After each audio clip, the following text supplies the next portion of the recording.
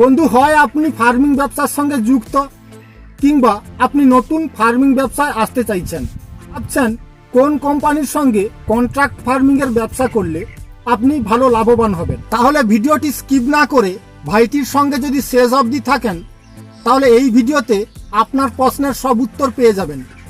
Hello বন্ধু, আমি তপন, আর আপনি এখন আপনার ফার্মিং চ্যানেলের সঙ্গে। তো আপনি যদি নতুন ফার্মিং ব্যবসায় আসতে চাইছেন তাহলে কয়েকটি বিষয় নজর রেখে আপনাকে কোম্পানি নির্বাচন করতে হবে।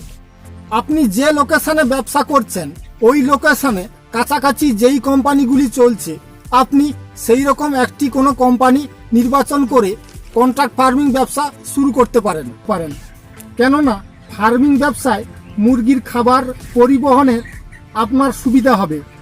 এছাড়াও আপনার কোম্পানির অফিসে প্রয়োজনের মতো যাতায়াত করতে সুবিধা হবে। দ্বিতীয়ত, মিনিমাম 2 কেজি প্লাস ওজন হলে যেসব কোম্পানি ফার্ম থেকে মুরগি তুলে নেয় আপনি সেই রকম একটি কোনো কোম্পানি নির্বাচন করতে পারেন।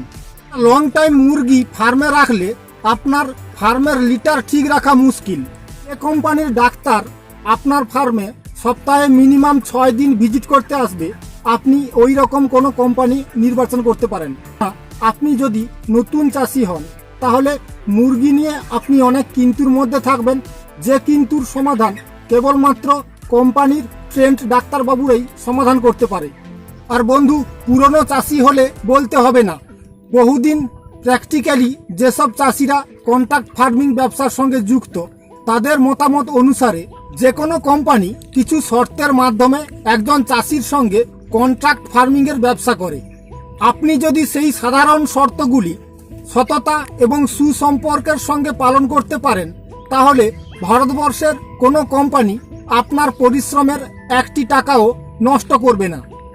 সর্বশেষ বলি বন্ধু, কোম্পানির কম্পিটিশনের পিছনে একজন চাষি পড়লে চাষিরই ক্ষতি হয়। প্র্যাকটিক্যালি আপনি কয়েকদিন ব্যবসা করার পর আপনি এই বিষয়ে অভিজ্ঞ হয়ে যাবেন।